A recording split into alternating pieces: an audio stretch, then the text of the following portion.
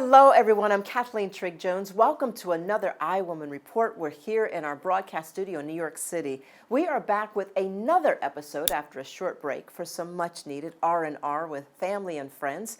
September marks the start of Suicide Prevention Awareness Month, as well as Hispanic Heritage Month. We're going to be joined later by an amazing guest to discuss collective giving and women's empowerment. But first, let's look at some of the top stories from this past week. First, we have got to celebrate the GOAT of tennis. That's the greatest of all time, Serena Williams. She played what may be her final professional tennis match at this year's U.S. Open. I had an opportunity to be there and consider myself very lucky to have followed her for a lot of her career at the U.S. Open since about 2013 when I first started going to the U.S. Open every year. She's every bit of amazing on screen, but to witness her strength and her sheer talent and endurance in person year after year is nothing short of an incredible opportunity. I've come a long way since last year at Wimbledon, just not sure if that was my last moment or not. And making it a different moment, I think, is much better. And it takes a lot of work to get here. Clearly, I'm still capable, but it takes a lot more than that. I'm ready to be a mom and explore a different version of Serena. And technically in the world, I'm still super young, so I want to have a little bit of a life while I'm still walking. I have to say the U.S. Open has become quite the event for celebrities. Everyone from Michelle Obama to Kendall Jenner, Spike Lee, Gladys Knight. And did you know this guy here? I know you know him. I got a chance to hang out with our former president, Bill Clinton. So much fun. It's hard to believe that we will not be tuning in to watch Serena play again. However, I'm not sure that's true, because on a recent Tonight Show appearance, she made reference to Tom Brady starting an interesting trend by announcing his retirement from the Patriots and then going on to play for Tampa Bay Buccaneers. So I would not write Miss Serena off just yet. However, there are some really amazing up-and-coming teenage female and male players to look out for. I loved watching Coco Gauff set the Well, she got all the way to the semifinals at just 18 years old. And of course, you've seen our boy Alcaraz, the youngest player to win the U.S. Open men's finals from Spain. He was just incredible. It was just a great week all around. Really, really lucky to be in the audience. Speaking of celebrity news, television's biggest night happened this week, the Emmys. Here are some of the most memorable wins.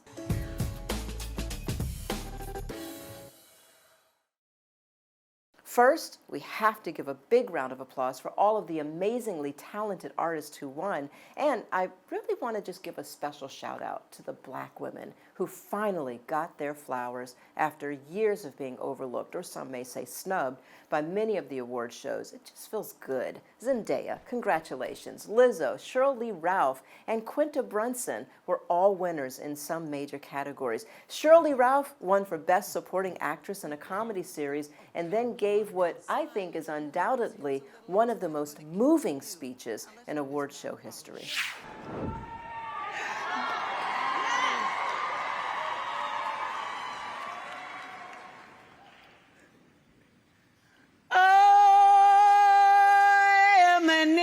Endangered species, but I sing no victim song.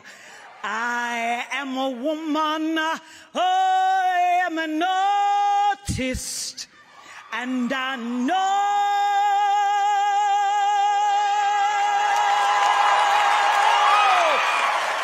where my voice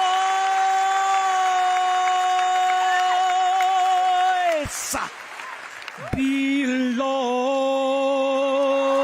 To anyone who has ever had a dream and thought your dream wouldn't, couldn't come true, I am here to tell you that this is what believing looks like. This is what striving looks like. And don't you ever, ever give up on you, because if you get a Quinta Brunson in your corner, if you get a husband like mine in your corner, if you get children like mine in your corner, and if you've got friends like everybody who voted for me, cheered for me, love me, thank you, thank you, thank you. After years in the industry, I mean, you've just got to feel this. Cheryl so deserves this Emmy. She should win another one, in fact, just for that speech, and I'm going to talk about that a little more later. But Zendaya won for Best Actress in a Drama Series for the second year in a row for Euphoria, making her the youngest person to ever win an Emmy in this category twice, and the first Black woman to win in this category twice. Lizzo won Outstanding Reality Competition, and breakout star Quinta Brunson won for Outstanding Writing for a Comedy Series, which makes her only the second Black woman to win the award after Lena Waithe snagged the trophy alongside Aziz Ansari in 2017 for an episode of Master of None. Also, Ted Lasso and Succession came home with big wins as well, securing the Emmy for Outstanding Comedy and Outstanding Drama.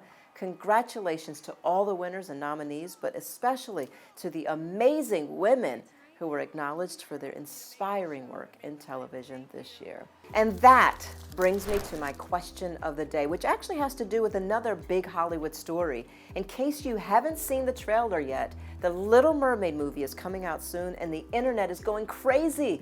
But it might not be because of what you think.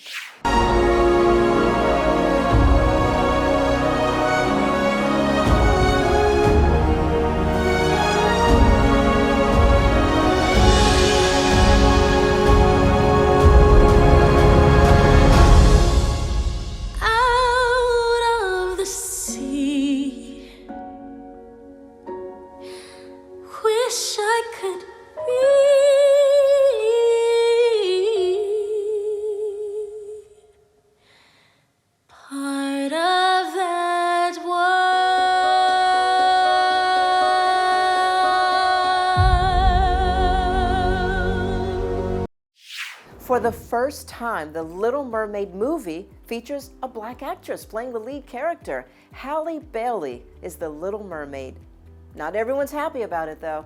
However, I am loving seeing all the posts light up the internet from around the world of little black and brown girls who are loving seeing themselves and a Little Mermaid who looks just like them. So my question of the day is it about time that a major blockbuster movie such as The Little Mermaid features a Black actress as the lead? And should race even matter? Let us know by answering our question of the day on our Instagram at iWomanTV, or leave us a comment on our post to start this conversation. All right, another big story that has everyone glued to their TVs, the passing of Queen Elizabeth. As we have all been following, Queen Elizabeth II has died at the age of 96. The UK began a mourning period of 10 days the day after her death, which will culminate in her funeral.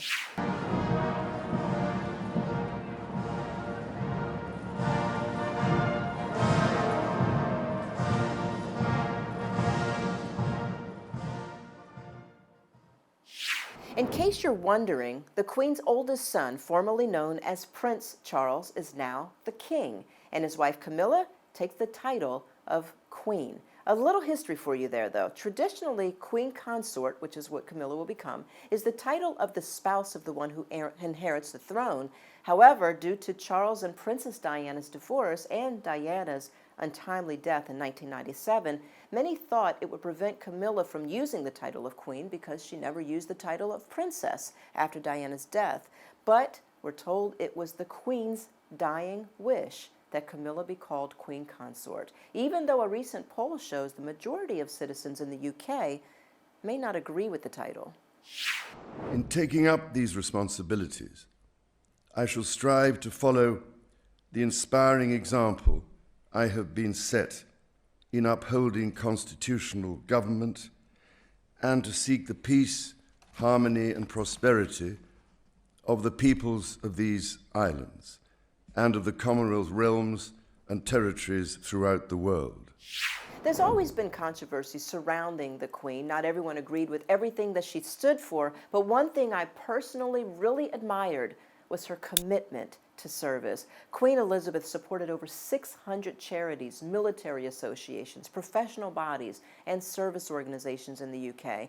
One of our key goals of iWoman TV is to do the same. Lift up those who are doing their part to lift up their communities. One such organization that I'm so proud to be a part of is Impact 100 New York City, an organization whose goal is to empower women to pool their resources together to make a lasting change in the lives of others in their communities.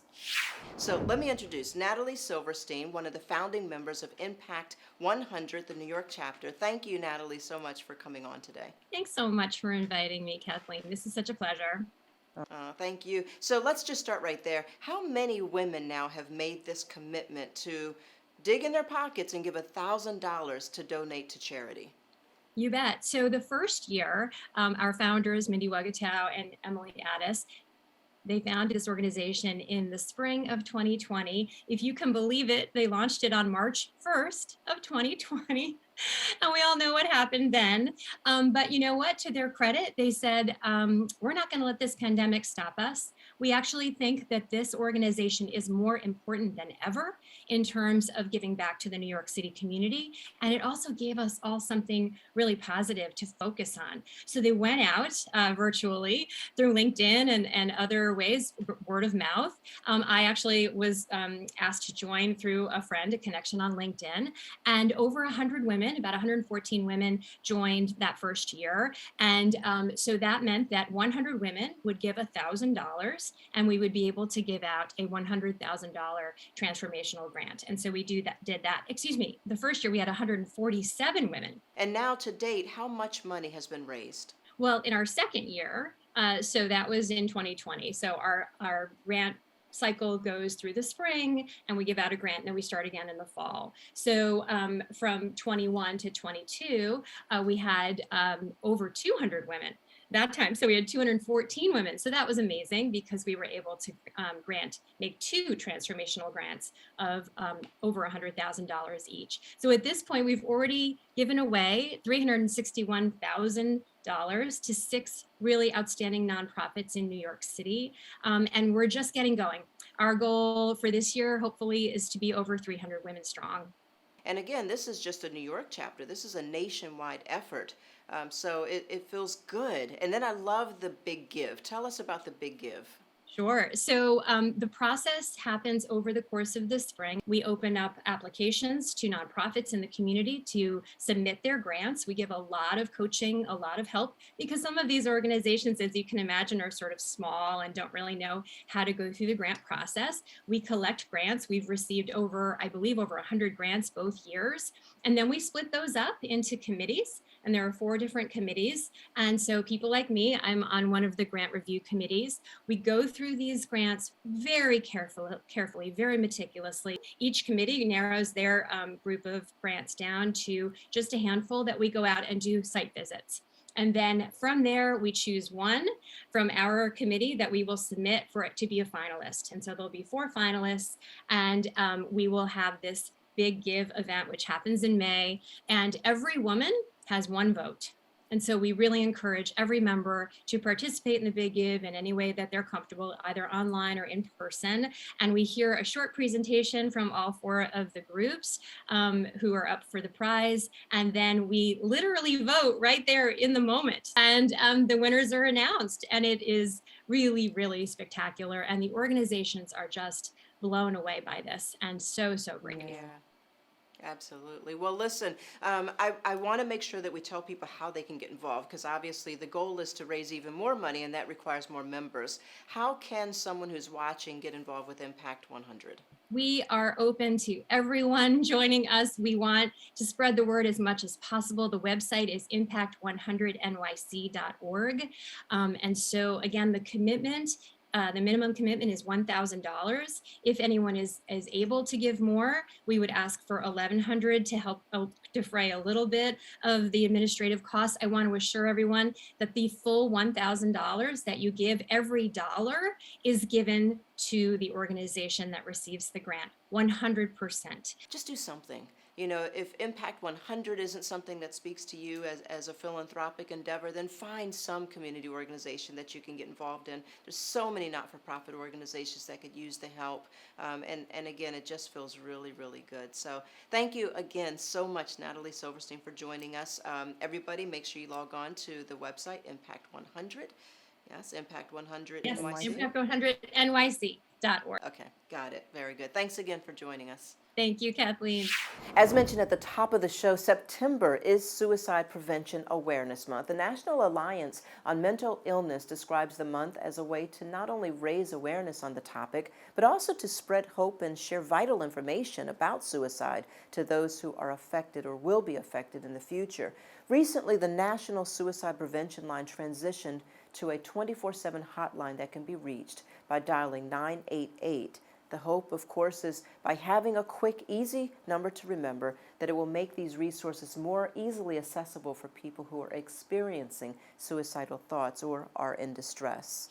We've noticed a huge increase in calls, chats, and texts. Many people worry that if they talk about suicidal thoughts, there's so much stigma in our society that people are going to call the ambulance or emergency services right away. And that's really not the case. Only about 3% of our contacts end in an emergency response. Again, that number is 988. It is the National Suicide Hotline. If you or anyone you know is suffering, please don't hesitate to pick up the phone and call 988. And finally, as we also said, today is the start of Hispanic Heritage Month, a month-long celebration of the achievements and contributions of Hispanic Americans. We at iWoman will be celebrating our Hispanic sisters and brothers throughout this month, featuring some familiar and some not so familiar faces, but you know this one. The values that this country has instilled in me are just as important as the ones that my mother clung to and made sure she passed on to me. And I always say I was replanted in American soil, but I was watered with Cuban sun and Cuban water. Gloria Estefan is just one of my absolute all-time childhood favorites. So happy Hispanic Heritage Month to all of my friends out there. And that brings me to my thought of the day.